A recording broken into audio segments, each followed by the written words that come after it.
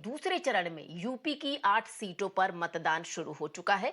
अमरोहा, मेरठ, बागपत, गाजियाबाद, गौतम बुद्ध नगर, बुलंदशहर, अलीगढ़ और मथुरा लोकसभा सीट पर वोटिंग की प्रक्रिया जो है वो जारी है। यूपी में इन 8 सीटों में से 7 पर बीजेपी का दबदबा रहा है। 2019 में बीजेपी ने इन इलाकों में अपनी विजय पताका लहराई थी। एकमात्र अमरोहा बीजेपी से अछूती रही है। अमरोहा सीट पर बीजेपी के कंवर सिंह तंवर, कांग्रेस सपा गठबंधन से दानिश अली जिनका दबदबा माना जा रहा है, और बसपा के को बता दें हुसैन प्रत्याशी हैं। वहीं बात अगर मेरठ की जाए तो मेरठ में बीजेपी ने अरुण गोविंद को चुनावी अखाड़े में उतारा है। टीवी पर कभी राम की भूमिका निभाने वाले इस राम की असली अग्नि परीक्षा 2024 लोकसभा चुनाव में है। गाजियाबाद करें तो गाजियाबाद में बीजेपी से पूर्व मंत्री अतुल गर्ग, कांग्रेस से डॉली शर्मा और बसपा से नंद किशोर पुंडीर प्रत्याशी हैं, उम्मीदवार हैं। गौतम बुद्ध नगर यानी नोएडा की बात की तो वहां से डॉक्टर महेश शर्मा बीजेपी के टिकट पर तीसरी बार चुनावी अखाड़े में है। वहीं बसपा के राजेंद्र सोलंकी और समाजवादी पार्टी से महेंद्र नागर मैदान में है। तो ये है उत्तर प्रदेश की 8 जो सीटें हैं पर आज चुनावी दंगल हो रहा है। सीधे ये चलते हैं आपको ग्राउंड जीरो पर, जहां हमारी सहयोगी ईशा इस वक्त हमारे साथ जुड़ गई हैं गाजियाबाद से। ईशा, आपसे ताजा जो तस्वीरें हैं वो सबसे पहले चाहेंगे कि आप हमारे दर्शकों को दिखाएं कि सुबह के 7 बज चुके हैं, वोटिंग की प्रक्रिया लगभग आधे घंटे शुरू हो चुकी है। लोगों में जो गाजियाबाद की जनता है, कैसा उत्साह दिख रहा है? पोलिंग बूथ पर वो आ रहे हैं या फिर वोटिंग की प्रक्रिया धीमी है? क्या कुछ नजारा है आपसे देखना चाहेंगे।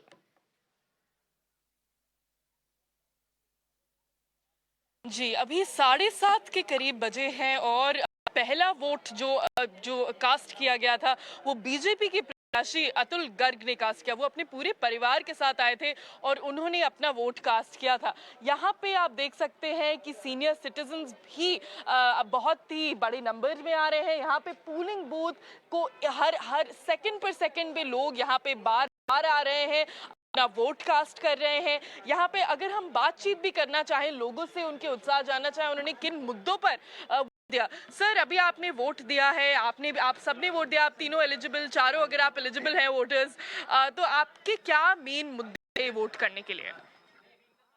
विकास, देश में विकास की नहीं है। तो आप क्या आगे का आपका फ्यूचर कैसे देखते हैं यहाँ गाजियाबाद के लिए, किसको देखते हैं? जिसको भी हमने वोट दिया है वो हमारे गाजियाबाद का विकास करेगा। आपको क्या लगता है कैसे चलेगा? अभी तक आपको जो जो जो सरकार है उससे सेटिस्फाइड है? ऑफ कोर्स सेटिस्फाइड है। एंड हमको यही रहेगा कि आगे भी ऐसे ही काम हो, इसी तरीके से काम हो जैसे अभी हो रहा है। मैम, आपने किन मुद्दों पर वोट दिया? आपके लिए क्या क्या जरूरी है? आप एक सीनियर सिटीजन है, एक महिला है, क्या क्या जरूरी है आपके लिए?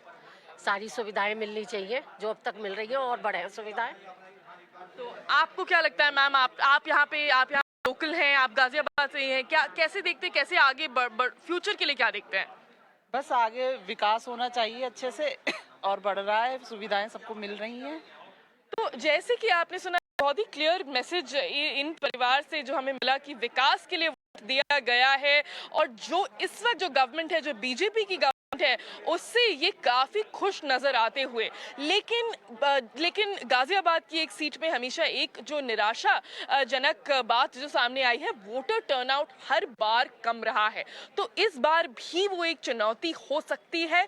लेकिन एक और जो नया मुद्दा है, जो राजपूत और यहाँ पे जो एक ब्राह्मण कम्युनिटी के बीच जो एक थोड़ी बहुत टसल है, वो भी सामने आ सकती है। वीके सिंह जो बीजेपी के प्रत्याशी थे, जिन्होंने जो विक्टोरियस निकले थे, उन्होंने उनको वो उस बार उनको टिकट नहीं दी गई है। और बीजेपी के बारे में एक क्रिटिसिज्म जो सामने आया है वो ये है कि ऐसा कहा गया है कि उनके जो लोग हैं वो ग्राउंड पे नहीं उतरते।